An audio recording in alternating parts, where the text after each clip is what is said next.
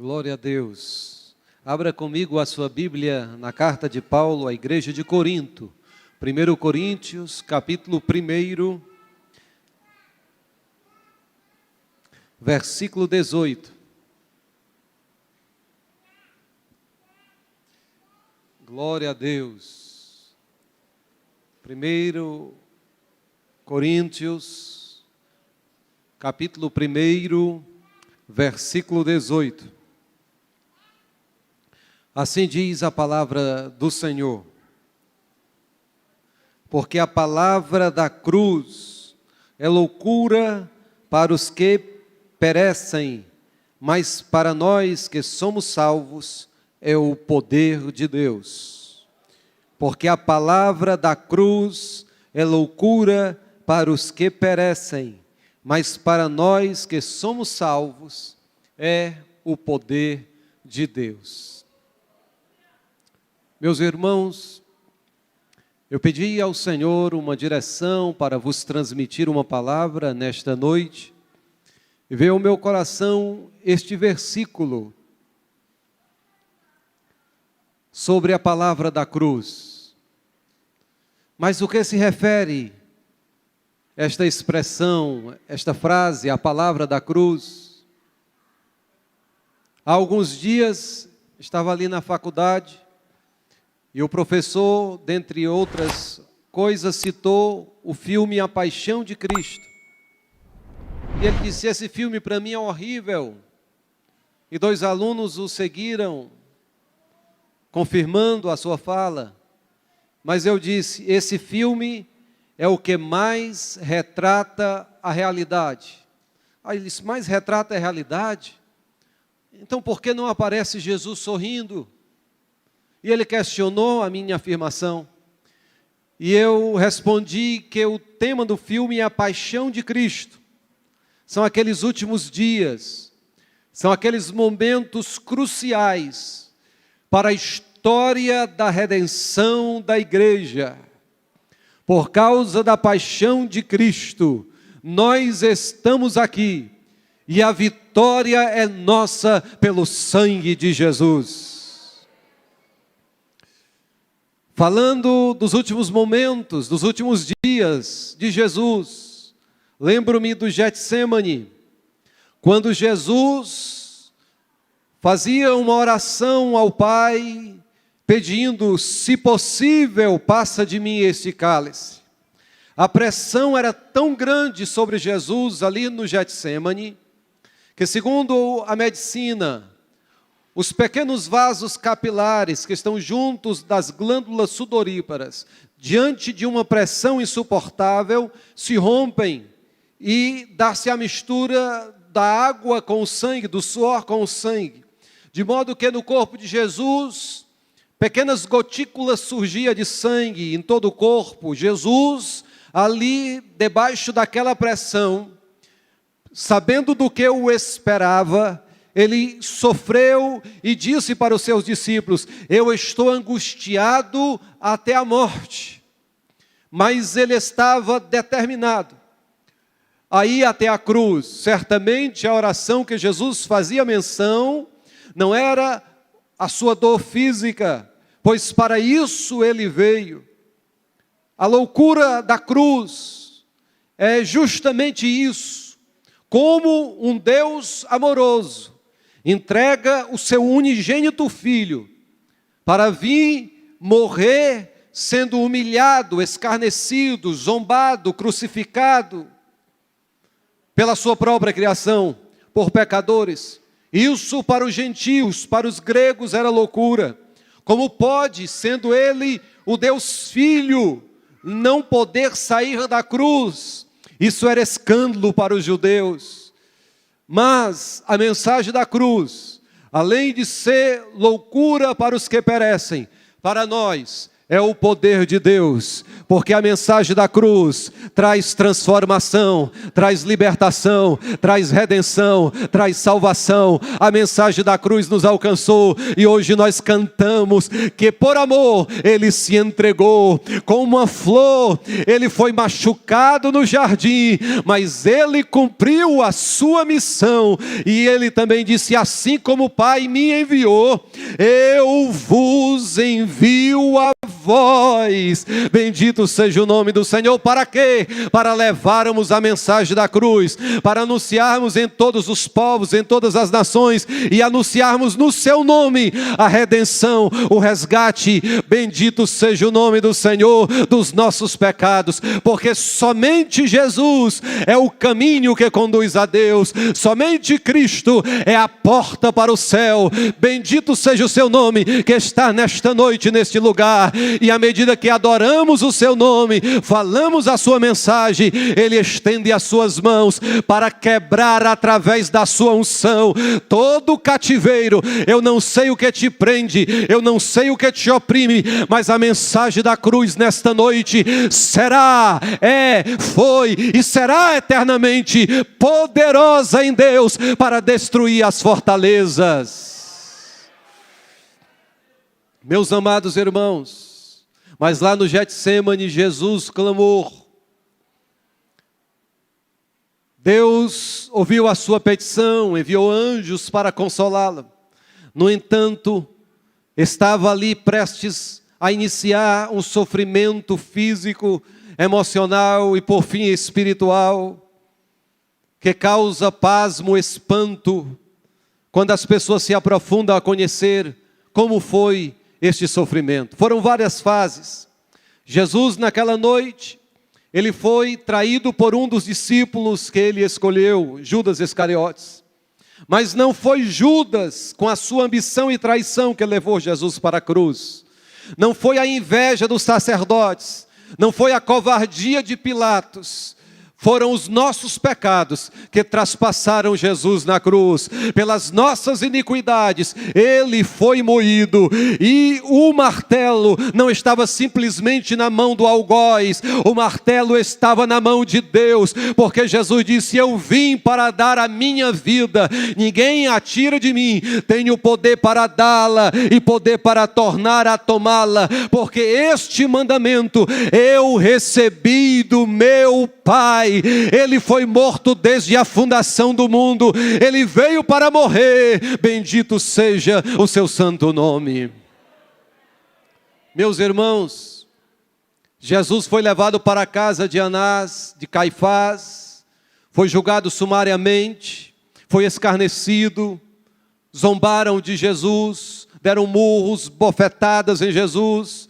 Foi uma noite de suplício, uma noite de agonia, uma noite de dor, uma noite de espancamento. Pela manhã, o julgamento civil, Pôncio Pilatos julga Jesus, Herodes também dá o seu parecer, Jesus volta para Pôncio Pilatos. Naquele momento, é dada a sua sentença, dizem que ele é digno de morte e clamam para que ele seja crucificado. Jesus tinha sofrido a noite toda, dado o esgotamento físico, mas antes de pegar a cruz, a prática do açoitamento romano era cruel.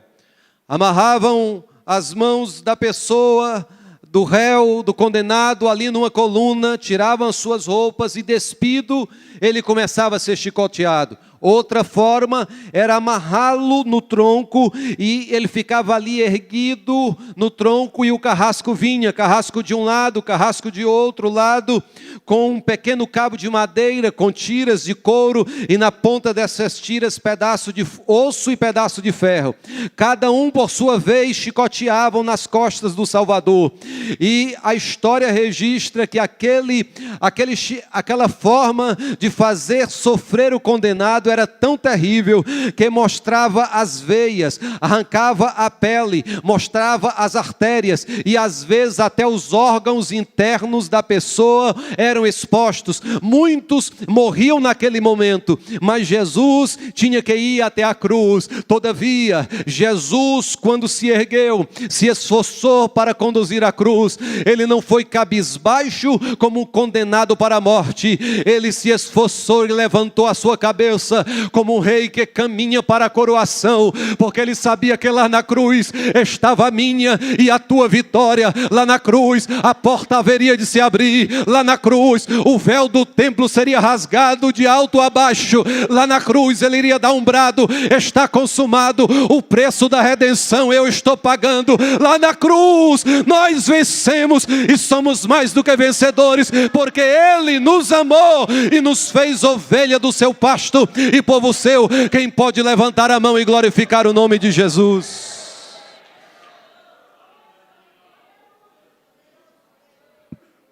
Meus amados, Jesus não suportou, grande era o esgotamento, tropeçou, alguém ajudou, por nome Simão de Cirene. Quando chegou no Gólgota, deitaram a cruz, deitaram Jesus sobre a cruz. O carrasco pega aqueles pregos, cravos grandes, quadrados de ferro, e crava primeiro, deita Jesus sobre a cruz, estende os braços de Jesus, primeiro a mão direita, o punho direito, depois a esquerda, depois une os pés e um cravo maior, e quando bate, aquele cravo penetra, vai até a madeira, fura a madeira, levantam Jesus na cruz do meio, ali se encontra. Se tinha um momento, no ministério, na vida, na semana da paixão de Cristo, que ele poderia não orar por ninguém, a não ser por si, era esse momento. Mas a sua primeira oração foi: Pai, perdoa-lhes, porque não sabem o que fazem.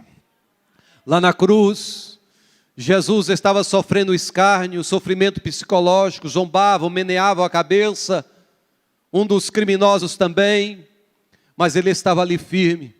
Teve tempo ainda de salvar um pecador que se arrependeu. Jesus se virou para aquele criminoso que disse: Senhor, lembra-te de mim quando estiveres no teu reino.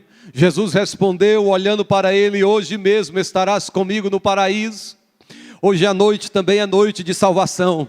Talvez você veio a este lugar e não esteja entendendo como a vida eterna estava ali morrendo, como a água da vida estava sentindo sede, mas você vai entender, porque temos orado para que o Espírito Santo ilumine o seu entendimento, para que você não seja daqueles que perecem, mas daqueles que entendem e compreendem o plano de Deus, o plano de salvação, que saiu de Jerusalém, que chegou em Samaria, que chegou até o Brasil, até os confins da terra, chegou até nós e hoje chegou a você. Você não veio à toa, Deus te trouxe a este lugar, porque Ele quer te abençoar, Ele quer mudar a tua história, Ele quer escrever uma nova história. Talvez você pensou que está chegando num beco sem saída, mas Ele é a porta, Ele é a luz no final do túnel, e alguém disse que é o ponto final da sua existência, mas eu vim hoje dizer que é uma vírgula, não é ponto final não. Deus vai escrever algo novo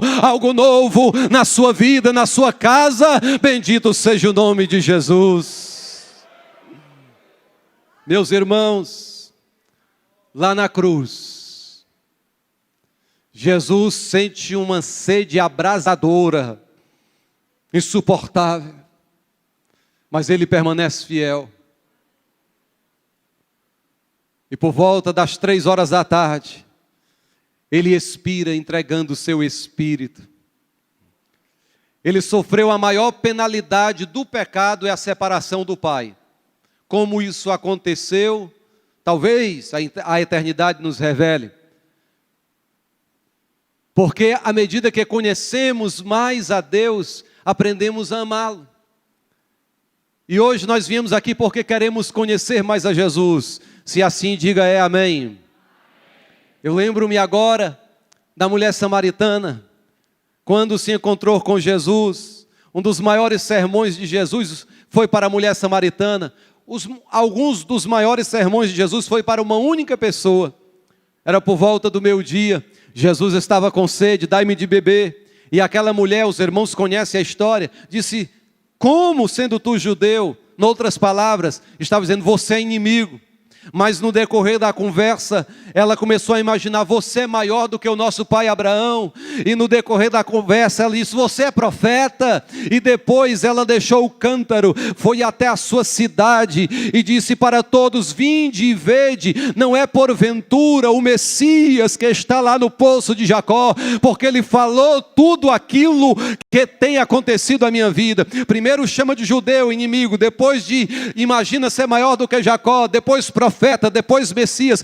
O conhecimento foi progressivo. A Bíblia diz: crescei e continuai crescendo no conhecimento do Senhor. E aquela mulher encontrou a Cristo. Toda pessoa que encontra a Cristo, o seu desejo é levar Cristo a outras pessoas. Assim aconteceu com André, assim aconteceu com João Batista. Quando Jesus se aproximava, ele apontou para Jesus e disse: eis aí o Cordeiro de Deus que tira o pecado do mundo. Você foi constituído por Deus, nação santa, povo adquirido, para anunciar as virtudes daquele que nos chamou das trevas para a sua maravilhosa luz. Outrora debaixo da opressão do império das trevas, agora no reino da luz do Filho do seu amor. Você tem razão para erguer a mão e glorificar ao Senhor nesta noite. Meus amados irmãos, nesse íntere, enquanto a mulher foi chamar os samaritanos, os discípulos disseram: mestre, come alguma coisa. Uma comida tenho para fazer que vós não conheceis.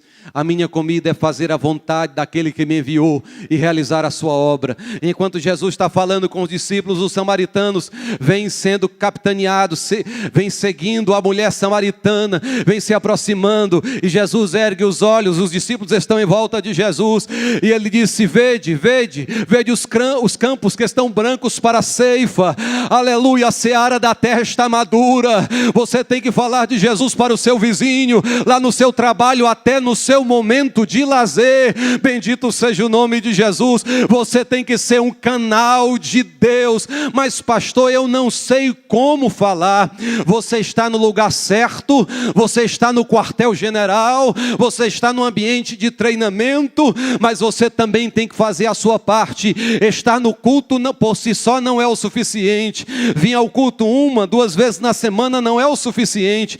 Eu ouço durante o mês muitas mensagens. Só do pastor Antônio José são umas 20 mensagens por mês. 1, 2, culto de doutrina, domingo. 4 na oração, na consagração da madrugada, de 5 a 6h30. Dá umas 6 por semana, no mínimo umas 20 por mês. Ouço outras pessoas, mas isso não impede, não me desobriga, não justifica eu não ler a palavra de Deus, porque a palavra de Deus em Tiago, lá no capítulo 1, diz que ela é espelho, e este espelho mostra como nós somos, mostra as linhas de expressões, mostra as rugas, ela mostra como está a nossa alma. Hebreus capítulo 4, versículo 12, a palavra de Deus é mais penetrante do que qualquer espada de 2 gumes, penetra até a divisão da alma e do espírito. A palavra de Deus, o Espírito, revela como está a nossa alma, e uma alma carnal não tem prazer em falar das grandezas de Deus. Pastor, não é paradoxal esta frase, uma alma carnal? Não é, porque a alma é a sede dos nossos sentimentos, e os nossos sentimentos podem estar contaminados pelo pecado, mas a palavra de Deus também é luz para iluminar as nossas trevas, é água para santificar a nossa alma, é poder de Deus para transformar a nossa vida.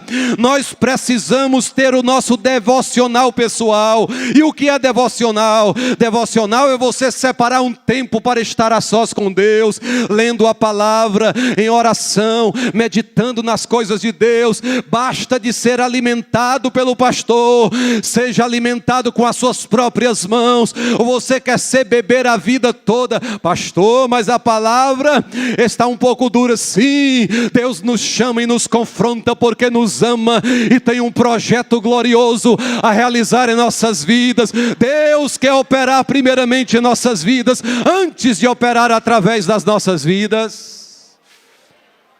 como obreiro aprovado que não tem de que se envergonhar, que maneja a palavra da verdade, cumpre o teu ministério. O pastor dizia aqui na sexta-feira: seja um evangelista, fale, pregue a palavra, por uma razão principal. Sabe por qual é a razão principal?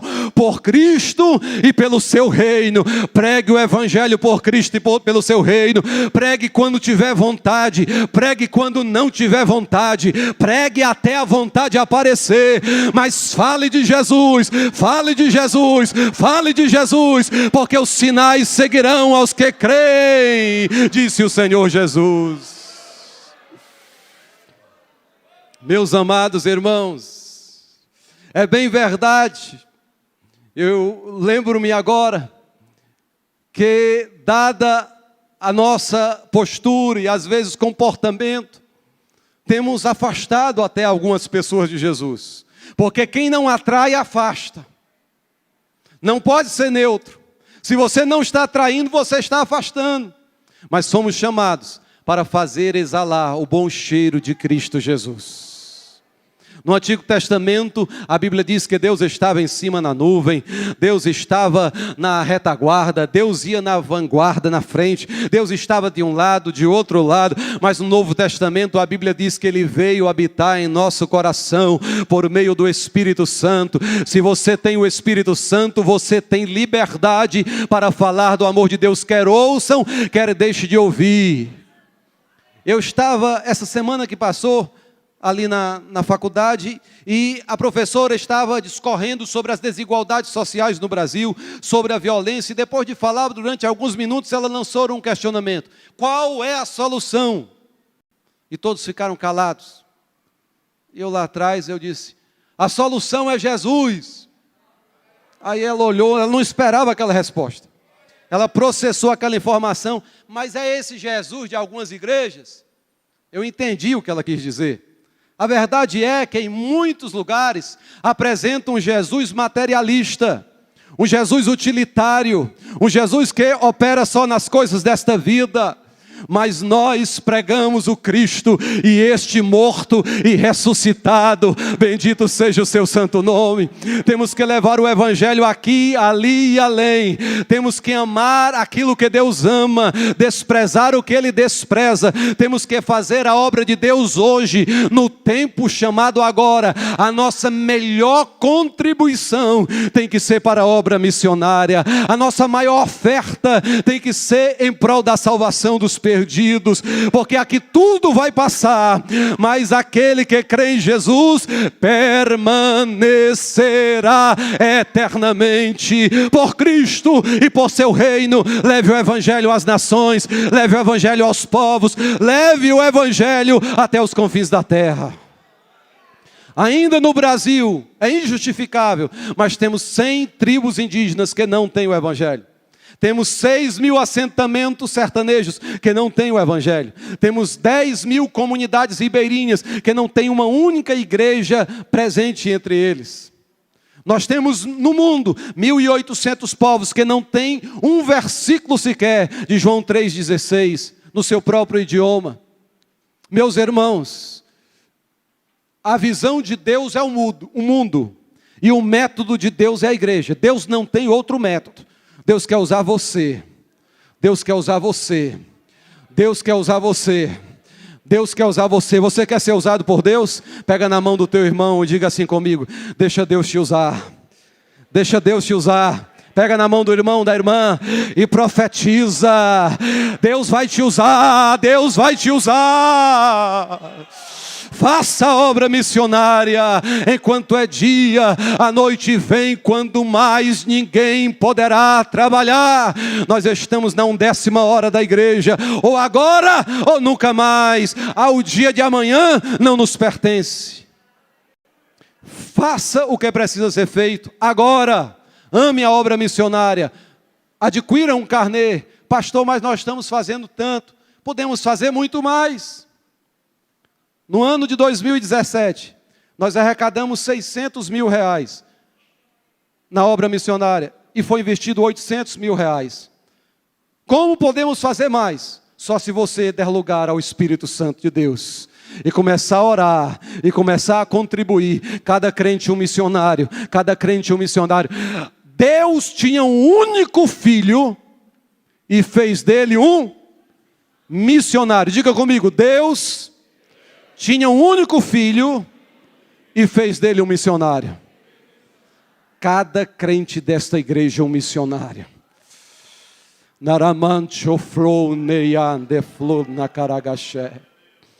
Meus amados irmãos, se não for você, quem será? Estamos na 10ª hora. Eu já estou concluindo. Lembro-me que lá na cruz, Jesus expirou. Mas a história não acabou aí.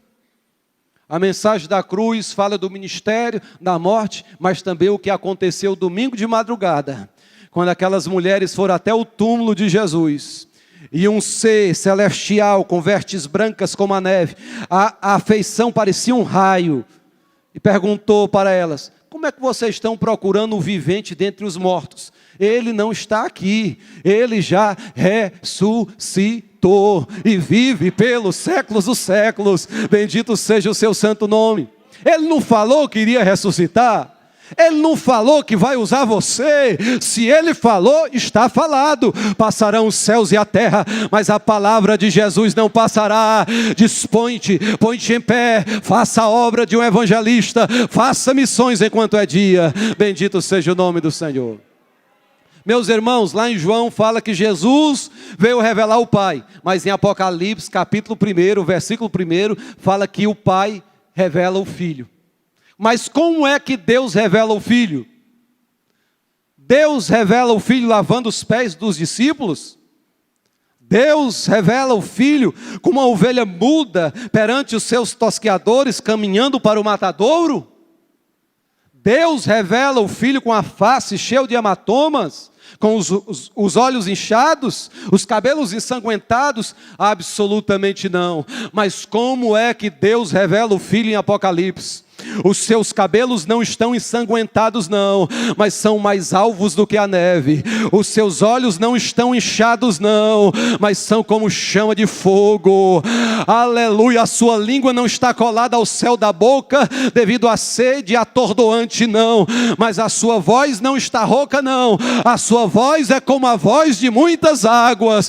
Os seus pés não estão mais crucificados numa cruz não, são semelhantes ao bronze polido, ao latão reluzente. As suas mãos não estão mais pregadas não, não estão mais cheias de pregos não, mas com as suas poderosas mãos Ele sustenta a igreja, Ele sustenta a história do mundo. Ele é o Todo-Poderoso. Eu fui para a casa de meu Pai, mas voltarei para vos buscar, para que onde eu estiver, estejais vós também. Bendito seja o nome de Jesus. Mas você precisa levar alguém, você precisa levar a sua família, você precisa pregar o evangelho a tempo e a fora de tempo. Quem crê e recebe esta palavra, levanta a mão e glorifica o nome de Jesus.